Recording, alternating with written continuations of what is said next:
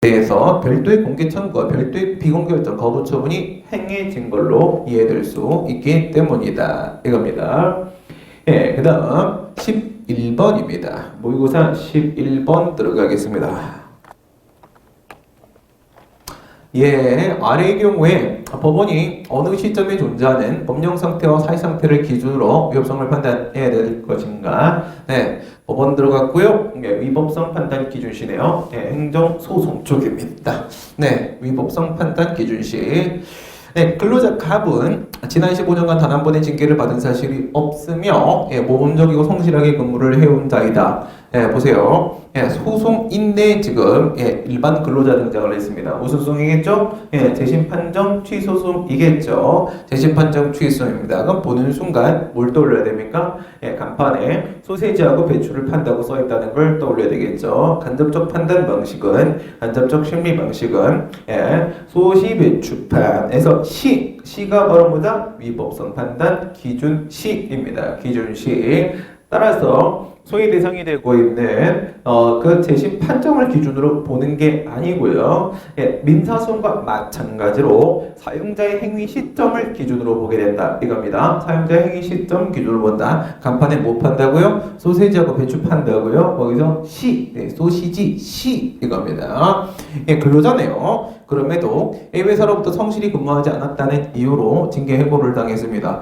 갑은 중노위에 부당 해고임을 주장하면서 상황 아까랑 비슷하네요. 재심 신청, 구제 신청 들어갔습니다. 초심은 기각됐을 테고요. 3개월 아직 안 지났겠죠. 동의원은 갑의 주장을 받아들여 징계 사유가 인정되지 않는다는 이유로 갑의 복직을 명하는 구제 명령을 하였습니다. 되면 역시 몇 유형되는 겁니까? 2유형되고 있습니다. 기각 인용입니다. 초심과 재심이 기각 인용 이렇게 되고 있고요. 그러면 2유형, 3유형은 누가 소재기한다고요? 사용자들 A회사. A회사는 동재심 판정과 그 구제 명령에 불복을 해서 취소송을 제기한다. 재심 판정 취소입니다. 구제 명령을 내용으로 하는 재심 판정 이렇게 부르죠. 구제 명령을 내용으로 하는 재심 판정. 노동위원회 규칙엔 그런 식으로 표현합니다. 결국 재심 판정 취소이에요. 소송 도중에 갑이 고용 환경을 심각하게 악화시킬 정도로 직장 내 성희롱을 반복적으로 행하여 징계 해고 사유가 발생을 했다라면요. 법원은 어떤 판결을 하여야 할 것인가? 그럼 이거는요. 일례 가도 결론이 똑같고 전례 가도 결론이 똑같습니다. 이런 식의 문제를 출제할 때가 있습니다. 예를 들어 사법시험 2003년도 기출문제 이런 경우들이에요. 결론은 똑같은데 뭘 보시려고 하는 거냐면 경제학이 아니지 않습니까? 결론이 아니라 과정 보시려고 하는 겁니다. 과정. 이것도 사실 뭐죠? 숨은 함정입니다. 함정. 그러니까 판결이 소송 도중이라고 하잖아요. 소송 도중 이러면 말이에요. 사용자의 행위가 있었죠. 1시점입니다. 진호의 초심 판정이 있었죠. 2시점입니다. 중노의 재심 판정이 있었죠. 3시점입니다. 그러면 현재 소의 대상은 재심 판정이에요. 3시점을 기준으로 봐도 그 이후 상황이에요. 1시점. 사용자의 행위를 기준으로 봐도 그 이후 상황입니다. 그러니까 기준을 어디에다가 맞춘다고 하더라도 결국은 얘가 이 성희롱 행위를 한 것을 징계 해고 사유가 될 수가 없다는 결론이 나올 거란 말이죠. 그러면 어떻게 말을 해줘야 됩니까? 사용자 행위 시점 이후기 때문에 그렇다라고 여러분들은 설명을 해주셔야 됩니다. 그러면 여기다가 소독약 뿌려보겠습니다. 만약에 말입니다. 만약에 초심 도중에 얘가 성희롱 행위를 했다. 그러면 어떻게 됩니까? 징계 해고 사유가 됩니까? 안 됩니까? 그래도 안 된다는 겁니다. 그것은 소위 대상이 되는 재심 판정이라는 처분 시점에는 존재한 사유가 맞지만 우리는 그때를 기준으로 보는 게 아닙니다. 사용자 행위를 기준으로 본다라는 것이죠. 그래서 함정 하나 파져 있었고요.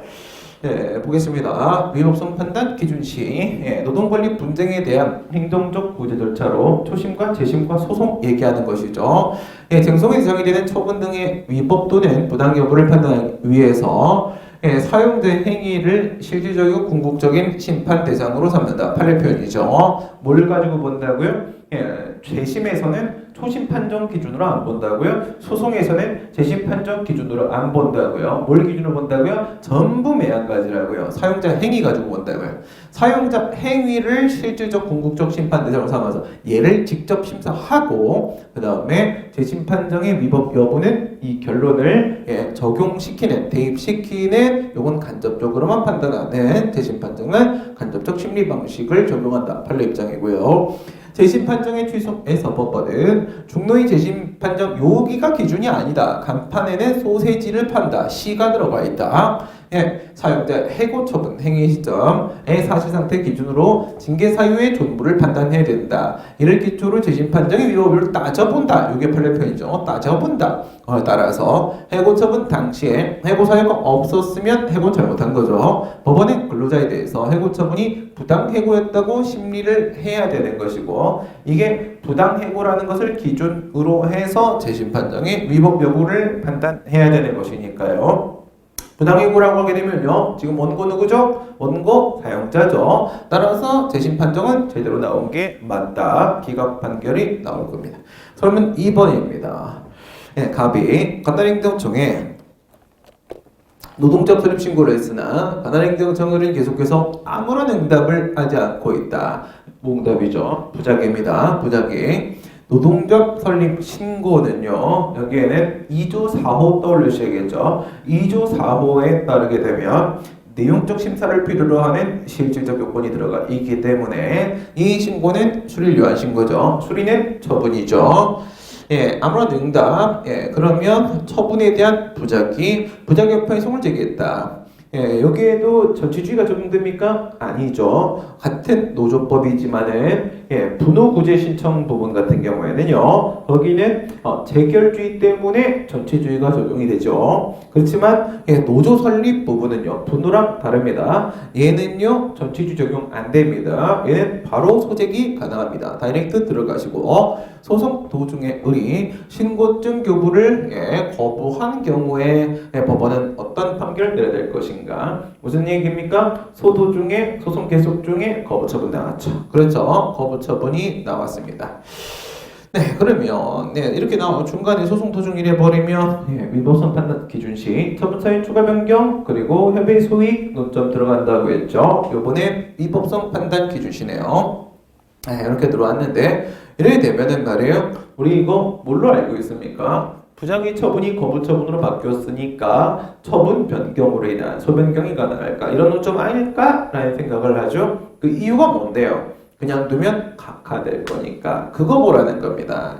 각하될 것이다. 볼까요? 부작위 위법 항의 수는 처분의 실체가 존재하지 않으므로 기준시기죠. 처분시를 취소이나 무효항의수처럼 적용해 보려고 하더라도 그래도 처분시를 특정할 수가 없습니다. 무응답 상태가 계속되는 한 판결시까지 우선 그냥 계속 가는 거고 그때를 기준으로 해서 아직도 무응답이면 부작위면 또 위법이야 이렇게 말해주는 방식을 쓴다는 거죠. 언제를 기준으로 한다고요? 판결시를 기준으로 한다고요.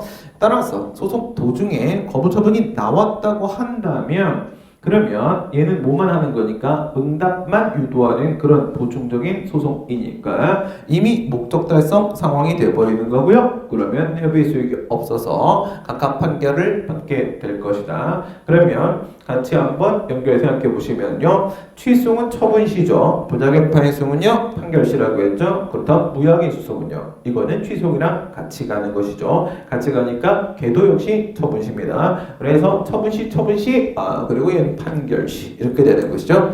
설문 3번입니다. 갑이 관할행정청에 노동조합 설립 신고를 하였으나 관할행정청 의리 노조 법상 근거 없는 사유를 들어 거부 처분을 하였다. 노조법에 보면 주로 정치운동하면 안 되고 근로자 아니자 가입하면 안 되고 이런 게 제시가 돼 있잖아요. 거기 없는 사유를 들어가지고 거부를 했다는 거죠. 이에 갑이 거부 처분 취소를 제기를 했는데 소송 도중에 법령이 개정이 됐어요. 개정이 돼가지고 위 설립 신고를 거부할 수 있는 근거가 마련이 된 겁니다. 얘가 A라는 사유를 거부 사유로 던졌는데 그런데 그때는 그러한 법적 근거가 없었어요. 그런데 소송 도중에 그 A 사유가 그 무자격 조합의 하나의 사유로 제시가 된 겁니다. 법원은 어떤 판결을 해야 될 것인가? 역시 뭐 기준시에 대한 문제가 되는 것인데요. 네, 여기서 노조 설립 신고에 대한 거부잖아요. 거부 처분에 대한 소송에서도 역시 마찬가지로 처분실까라는 생각을 하게 되는 것이죠. 네, 이거는 거부 처분을 대상으로 하느냐가 중요한 게 아니라 얘도 취소 소송이다라는 게 중요한 겁니다. 취소는 뭐죠? 취소는 본래 사후적이고 소극적인 구제수단으로 제도가 보완이 됐습니다. 뭐라고요? 사후적 구제수단이라고요. 사후적 구제수단이라면 당연히 과거의 처분시를 기준으로 보게 되는 것입니다.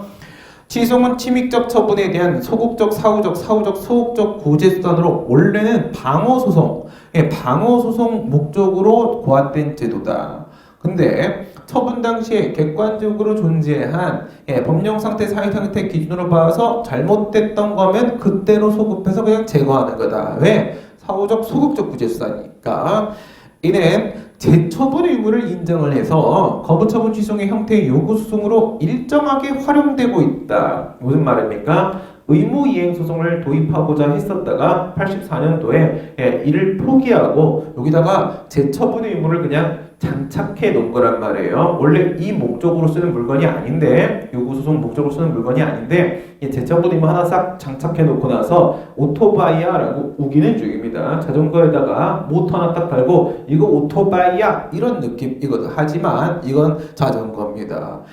따라서 본질이 바뀌는 건 아니다. 사후소송이다. 처분시가 기준이다. 노조법상 근거 없는 사유를 들어 노조 설립 신고 수리를 거부했다가 소송 도중에 이렇게 법령이 개정돼서 거부의 근거가 마련됐다 하더라도 언제를 기준으로 봐야 되니까 처분시를 기준으로 봐야 되는 거니까 거부 처분은 법에 근거 없는 사유를 들어 행해진 것이고 법률 요구 원칙 위반이고 위법성이 인정된다. 내용상 위법성이 인정되니까 취소 판결, 청구, 인용 판결을 해야 된다라는 점에 있어서 달라질 건 없다. 설문 4번입니다.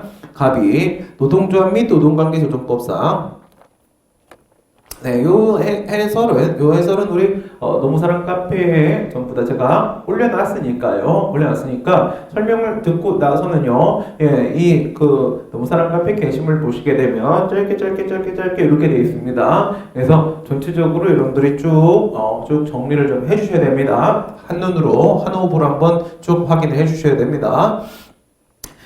모든 요건을 갖춰서 노조 설립 신고를 했는데 행정청이 고의적으로 처리를 늦춰 보는 순간 뭔가 느껴지시죠? 네, 정당한 이유 없이 처리를 지연. 그럴 땐 예외적으로 신청시가 적용. 뭐 이런 얘기 하려고 하는 게 아닐까?